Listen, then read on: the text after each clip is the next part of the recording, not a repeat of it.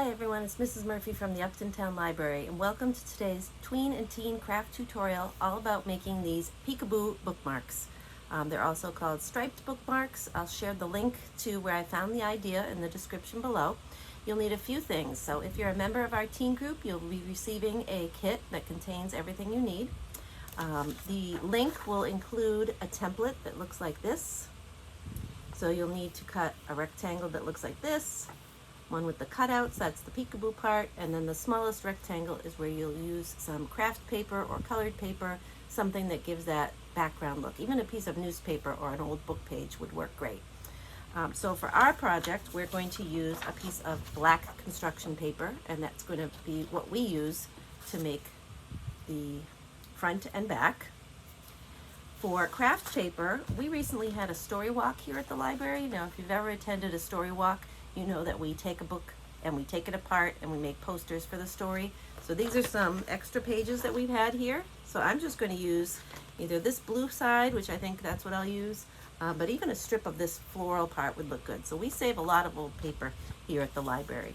And you're also going to need some yarn or embroidery floss. So for mine, I've chosen this little ball of variegated yarn that we have here. We have a whole box of old yarn that we keep for crafts. So those are the things you'll need. At home, you'll need scissors, a glue stick, and a hole punch. So those are the three things you'll need at home. So we're going to get our materials set up, and I'll show you how to make this fun craft. So here we have everything we need. I've taken the template and I've actually cut it into 3 separate strips to make it a little easier for our cutting. We've got our black construction paper. Now you can use any color you like. I just thought the black would make the colors really stand out through the peekaboo part. So really, you can use any kind of colors and papers you like.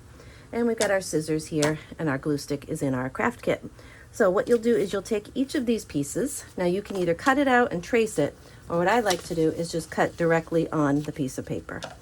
So you have to have some really steady hands that hold that paper tightly. And you can always just cut these into strips as well, but we're going to use the template. So we'll cut out our rectangles.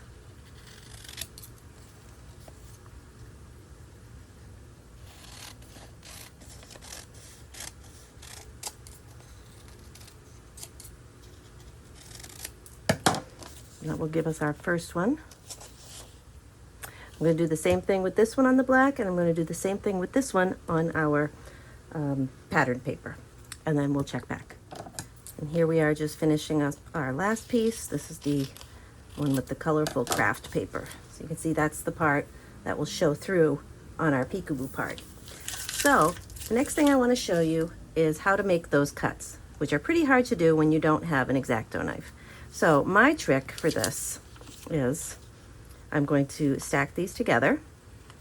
And if you have a hard time holding the paper together, you can always paper clip it, or you could always glue it right down and use the back as the peekaboo part. But what I like to do is carefully fold my paper, make a tiny slit right in the middle. I'll show you nice and close. And then use that hole to cut through, making sure I don't get too close to that edge. And this is how I would cut out that inside part. This is how I like to cut out circles a lot of times that have a center cut out. So it's going to take a little bit of time and patience. This isn't a craft that can be rushed, but you can see then you'll have your peekaboo hole. So I'm going to do that for each of these little spots. So I'll show you one more time, carefully holding both.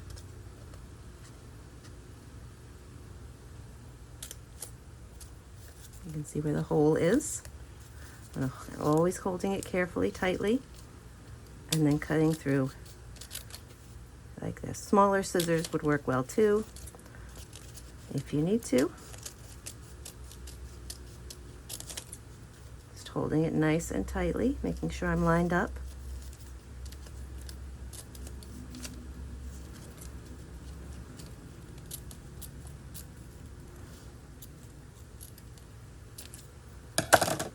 All right, here we have our next one. And if it comes out a little bit crooked like that, I don't know if you can see, I'm just going to trim, make it look straight. So again, this one comes with straight lines. You could always do something different with a hole punch. That would be fun. If you have a bigger craft punch, you could make large circles, whatever you like. I'm going to continue, and I'm going to make the rest of those holes, those long straight lines, and then I'll show you how to assemble everything. So now that we have all of our pieces cut out, we can start assembling. So I've got my glue stick, and I decided after looking at both sides, this is how the blue would look, this is how the other side would look. I kind of like this side better. So I'm going to take my glue stick, and the first thing we'll do is glue this to the large solid rectangle. I'll put that at the bottom. And then we'll be gluing this one on top. So this will take a little bit of finesse, getting all those edges, those skinny pieces in between. Might get a little glue on this counter and have to clean afterwards, but that's okay. Just a light coat.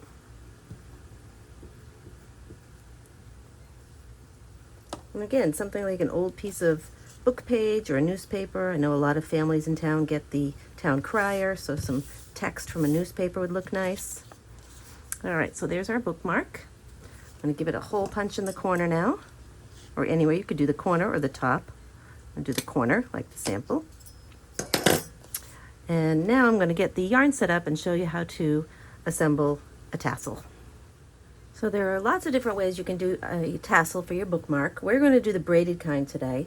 Another kind you can do is just by simply taking pieces of yarn like this. Take a few. Just take 2 to show you. And by taking a piece of yarn like this, fold it in half. Okay. And then tie a knot in one end. Even it out. And then you can put the ends through the hole and put the tail through the loop. So that's probably the easiest way to do a bookmark tassel. But because we're doing things a little bit different today, we're going to make a braid. So what I've done so far is cut 3 pieces of yarn that are the same length, and we're going to tape them down, and I'm going to show you how to braid.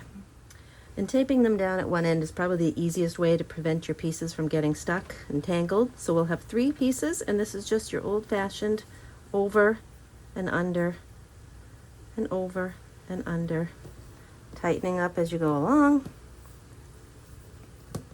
I'll leave it a little loose at one end, over and under.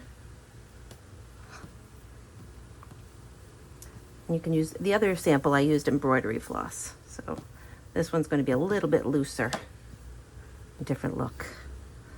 Over and under.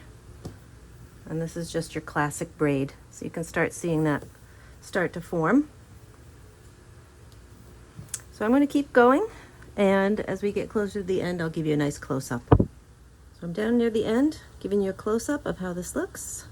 And now that the strings are shorter, I can kind of hold with my hands and finish braiding.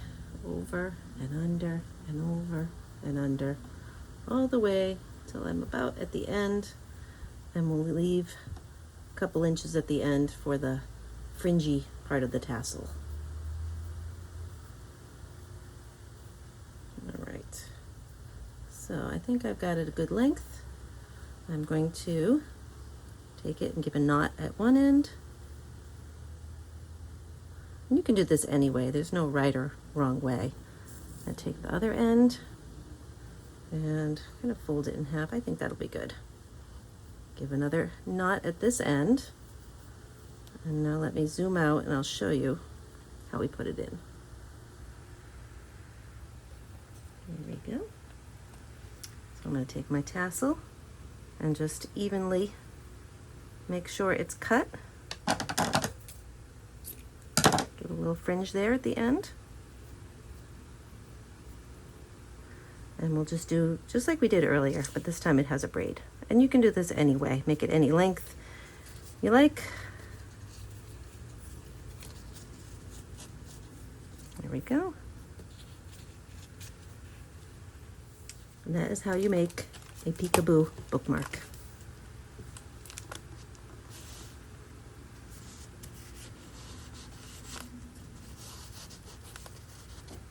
Good luck.